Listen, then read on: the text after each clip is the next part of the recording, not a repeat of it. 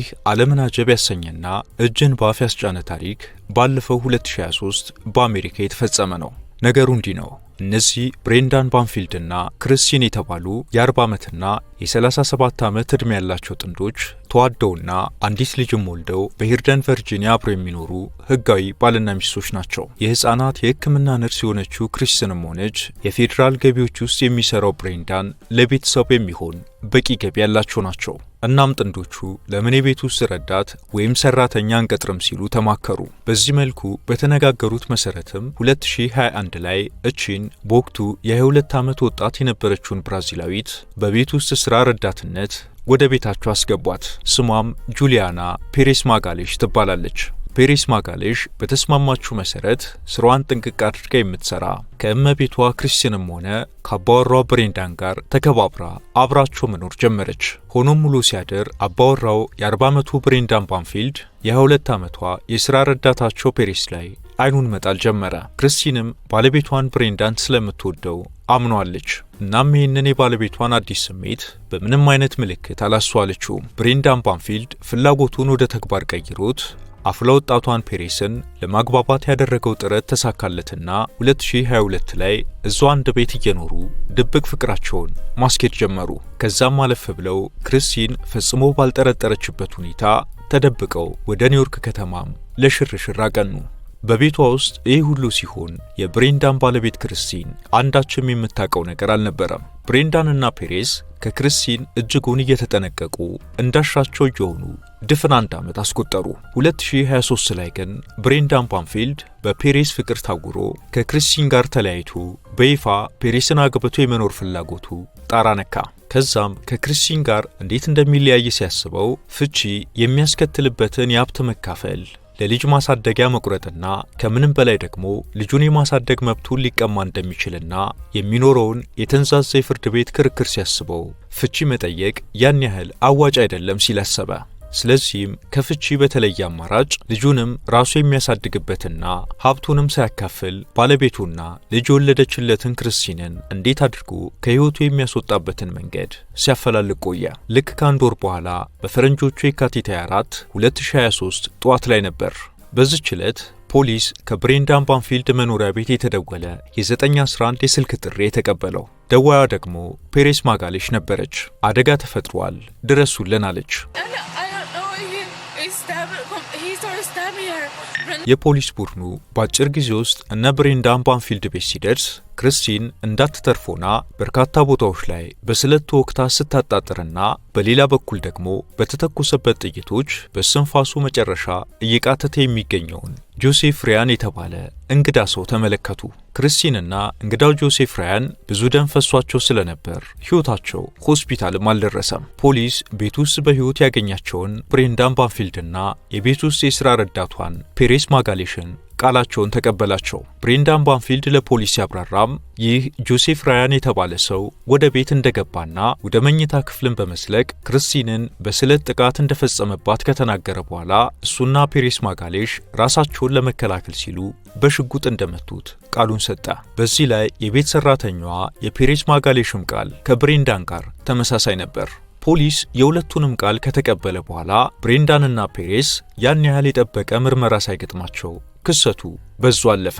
ክሰቱ ግን ያለፈው ለብሬንዳንና ፔሬስ እንጂ ለፖሊስ አልነበረም። የጆሴፍ ራያንና ክርስቲን አሟሟት በስለትና በጥይት መሆኑ ግልጽ ቢሆንም በብሬንዳንና ፔሬስ የተሰጠውን ምክንያት እውነተኛነት ለማጣራት ፖሊስ በተረጋጋ መልኩ የተለመደ ስራውን ጀመረ።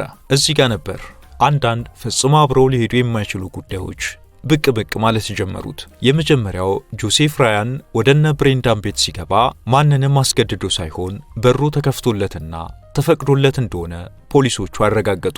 ሁለተኛው ሟቹ ጆሴፍ ራያን ከዚህ በፊት ከክርስቲን ጋር ምንም አይነት ትውውቅ እንዳልነበሩ አረጋገጡ። ስለዚህ አንድም ቀን ደውሎላት እንኳን የማያውቃት ክርስቲን ጋር እንዴት ቤት ሊመጣ ቻለ የሚለው ሌላኛው ጥያቄ ነበር። ለዚህ ጥያቄ መልስ መስሎ የተገኘው ፌት ላይፍ የተባለ ድረገጽ ላይ ክርስቲን የወሲብ ጓደኛ እንደምትፈልግ አድራሿን እንደላከችለትና እቤት ድረስ እንደመጣ ያመለክታል። ፖሊሶቹ እዚህ ጋር አንዲት ባለትዳርና ልጅ ያላት ሴት ለዛውም በገዛ ቤቷ እንዲህ አይነት ነውር ውስጥ ልትገባ ትችላለች የሚለው የማይጓጥ ሆነ። ፖሊስ ስለ ክርስቲን ማንነትና ስብዕና ባጣራው መሰረት ፈጽሞ እንደዚህ አይነት ሴት እንዳልነበረች ሲያረጋግጥ ትኩረቱን በቀጥታ ብሬንዳና የቤት ረዳቷ ፔሬስ ማጋሌሽ ላይ ያደረገ። ብሬንዳን ባንፊልድና ፔሬስ ማጋሌሽ ክርስቲን በዛ መልኩ ሕይወቷ ካለፈ በኋላ በነጻነት ዓለማቸውን እያዩ ነው። ይህኔ ፖሊስ ለብራዚላዊቷ ፔሬስ ማጋሌሽ በቀጥታ ምርጫዎችን አቀረበላት። ይሄውም የምታውቀውን ሁሉ ከተናገረች ፍርዱ ሊቀልላት እንደሚችል፣ አለበለዛ ግን ፖሊስ በራሱ መንገድ ጥፋታቸውን ከደረሰበት ቅጣቱ ከምትገምተው በላይ እንደሚብስባት አሳወቃት። ይህኔ ፔሬስ ማጋሌሽ ፍርሃት ገባትና ለመደራደር ተቀመጠች። ፖሊስ አንዳንድ ሁኔታዎችን ቃል ገባላት። እሷም እውነቱን እናገራለሁ ስትል ፈቃደኝነቷን ገለጸች። እናም ፔሬስ ነገሩን ከመጀመሪያው አንስቶ አንድ ባንድ ዘረገፈችው። ብሬንዳን ባንፊልድ ሚስቱ ክርስቲንን እንደማይወዳትና በእሷ ደስተኛ እንዳልሆነ እንደነገራትና በእሷ ምትክ ከፔሬስ ጋር መሆን እንደሚፈልግ ሲነግራት እንደተስማማች ገለጸች። እዚህ ጋር ምናልባትም ብራዚላዊቷ ፔሬስ የአሜሪካ ነዋሪነት የተሟላ ዶክመንት ስላልነበራት ሊሆን ይችላል በብሬንዳ ሐሳብ የተስማማቸው የሚል ግምትም አለ። ፔሬስ ለፖሊስ ንግግሯን ስትቀጥል ብሬንዳን ባንፊልድ የራሷ የክርስቲንን ላፕቶፕ በመጠቀም በራሷ በክርስቲን ስም አዲስ ኢሜል በመክፈት ፊት ላይፍ የተባለ ድረገጽ ውስጥ በመግባት ክርስቲንን ሆኖ ጓደኛ እንደምትፈልግ አድራሻና የቤታቸውን መገኛ አስቀምጦ ከኔ ጋር መደሰት የሚፈልግ ሰው ካለ ያናግረኝ ሲል ከነፎቶ አስቀመጠ። አስገራሚው ነገር ብሬንዳን ባንፊልድ በክርስቲን ስም ባሰፈረው ማስታወቂያ ላይ ክርስቲን ያስገድዶ መድፈር አይነት ወሲብ እንደምትፈልግና እንደሚያስደስታት፣ ለዚህም ማሰሪያ ሰንሰለትና ስለት ወይም ቢላዋ እያሳዩ በአድቬንቸር አይነት በድፍረትና በልበ ሙሉነት መፈጸም የሚችል መሆን እንዳለበት መስፈርት አስቀምጧል። ይህንን በክርስቲን ስም የተለጠፈ መስፈርት እጅግ በርካታ ወንዶች ወደውት መስማማታቸውን በመልእክት ቢያሳውቁም ሆኖም ግን መጀመሪያ በአካል እንገናኝ፣ ከዛ ደግሞ በገዛ ቤቷ ውስጥ ከሚሆን ይልቅ ከቤት ውጪ እኛ በመረጥነው ቦታ መሆን አለበት በማለታቸው ብሬንዳን ባንፊልድ የሚፈልጉ አይነት ሰው ማግኘት ተቸገረ። በኋላ ግን ይህ ጆሴፍ ራያን የተባለ ሰው ለአንድ ወር ያህል መልእክት ስንለዋወጠው ከቆየን በኋላ የተባለውን መስፈርት አሟልቶ ከክርስቲን ጋር ጥሩ ጊዜ ለማሳለፍ እቤት ሊመጣ ተስማማ ስትል ፔሬስ ማጋሌሽ ታብራራለች። ይህ ጆሴፍ ራያን የተባለ ሰው ወደ ቤት ከመምጣቱ በፊት እንደተባለው ያዘጋጀውን ቢላዋና ሰንሰለት ፎቶ አንስቶም ላከ። ከዛም በተባለው ቀን የተባላቸውን ነገሮች በኪሱ ይዞ ጆሴፍ ራያን ወደ እነ ክርስቲን ቤት መጣ። ብሬንዳን ባንፊልድ ክርስቲንን መስሎ ጆሴፍ ራያን ወደ ቤት ሲመጣ እንዴት መግባት እንዳለበት ጥብቅ መመሪያዎችን እንደሰጠው ፔሬስ ማጋሌሽ ትገልጻለች። ብሬንዳን ባንፊልድ ክርስቲንን መስሎ ለራያን ከነገረው መመሪያ ውስጥ በሩ ክፍት ስለሚሆን በቀጥታ ትገባለህ፣ እኔ መኝታ ቤት ውስጥ እጠብቅሃለሁ፣ እንደገባህ በያዝከው ስለት ልብሴን ትቀደዋለህ፣ እጆቼን በሰንሰለት ታስራቸዋለህ፣ ከዛ ቀላልና ግን አስደሳች ጊዜን ታሳልፋለህ፣ ምንም እንኳን ሁኔታዎች አስፈሪ ቢሆኑም በምንም ሁኔታ ማቆም የለብህም ሲል መመሪያው ያሳስባል። ብሬንዳን ባንፊልድና ፔሬስ ማጋሌሽ እነዚህን እቅዶች ሲያወጡ የሴኩሪቲ ካሜራዎች ላይ ጨምሮ ጥንቃቄዎችን አድርገዋል። እናም ጆሴፍ ራያን በተባለው ሰዓት የቤታቸው በር ላይ ደረሰ። ስትጠባበቁ የነበረችው ፔሬስ ማጋሌሽ እዛው አቅራቢያ በሚገኝ ማክዶናልድ ቤት ሆኖ ለሚጠባበቀው ብሬንዳን ባንፊልድ ሄዳ ነገረችው። እናም ብሬንዳን ባንፊልድ በፍጥነት መጣና በተባለው መሰረት ሰተት ብሎ ወደ ቤታቸው የገባውን ጆሴፍ ራያንን ተከተለው። ጆሴፍ ራያን ልክ ክርስቲን ወዳለችበት መኝታ ክፍል ሲገባ ክርስቲን በእጁ የያዘውን ስለት ተመልክታ የድረሱልኝ ጩኸት አሰማች። ብሬንዳን ባንፊልድ ወደ መኝታ ክፍሉ ገባ። ክርስቲንም ብሬንዳንን ሰውየው ቢላ ይዟል ስትል በጩኸት ነገረችው። ይህኔ ነገሩ ሁሉ ፍጹም ያልገመተ የሆነበት ጆሴፍ ራያን ወደ ኋላው በድንጋጤ ሲመለከት ብሬንዳን ባንፊልድ ሽጉጥ አነጣጠረበት። ጆሴፍ በዛው መርበትበት ውስጥ እያለ ብሬንዳን አከታትሎ ተኮሰበት።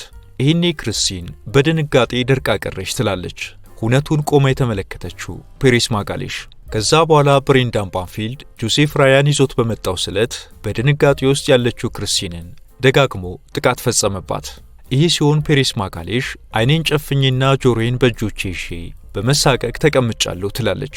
ከዚያም ብሬንዳን ባንፊልድ ጆሴፍ ራያን ሰርጎ ገብ ገዳይ እንደሆነ ለማስመሰል አንዳንድ ሁኔታዎችን አመቻችቷል።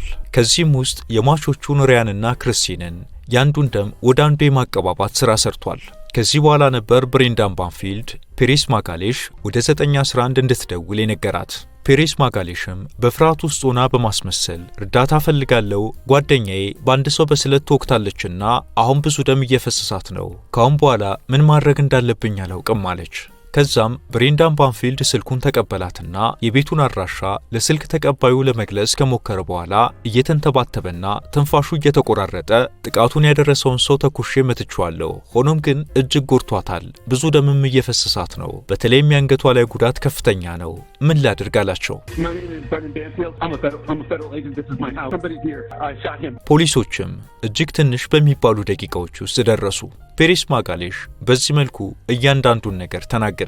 ሆኖም የብሬንዳን ባንፊልድ ጠበቆች ፔሬስ የተናገረችው ሁሉ ከፍርሃትና ከስጋት የመነጨ ነው ሲሉ ተከራከሩ። ራሱ ብሬንዳን ባንፊልድም ፈጽሞ ፔሬስ የተናገረችው ሁሉ ሐሰት ነው፣ እኔ ክርስቲንን ወዳታለሁ፣ ልለያትም አልፈልግም ነበር ሲል የእምነት ክህደት ቃሉን ሰጠ። የብሬንዳን ጠበቆች ፍርድ ቤቱ በፔሬስ ማጋሌሽ ምስክርነት ብቻ ወደ ፍርድ እንዳያመራ ማሳሰባቸውን ቀጠሉ። በመጨረሻም በተደረጉ ምርመራዎችና በተገኙ ማስረጃዎች መሰረት በታህሳስ 2024 ብሬንዳን ባንፊልድ በልጁ እናት ላይ በፈጸመው ከባድ የግድያ ወንጀል የዕድሜ ልክ እስራት ተፈርዶበት ወህኒ ወረደ። የወንጀሉ ተባባሪና በኋላ ግን እውነቱን የተናገረችው ፔሬስ ማጋሌሽ ለፍርድ ሂደቱ ተባባሪ ሆና በመገኘቷ ሁኔታዎች ከግምት ውስጥ ገብተው የ10 ዓመት ጽኑ እስራት ተፈርዶባታል። አብራችሁን ስለቆያችሁ እናመሰግናለን። ላይክ እና ሳብስክራይብ በማድረግ እንዲሁም የተሰማችሁን ኮሜንት ላይ በማስፈር አጋርነታችሁን እየጠየቅን በዚህ ጉዳይ ላይ ቢሰራ የምትሉት ቢኖር ሁሌም ዝግጁ ነን። የዛሬውን አበቃን። በያላችሁበት ሰላም።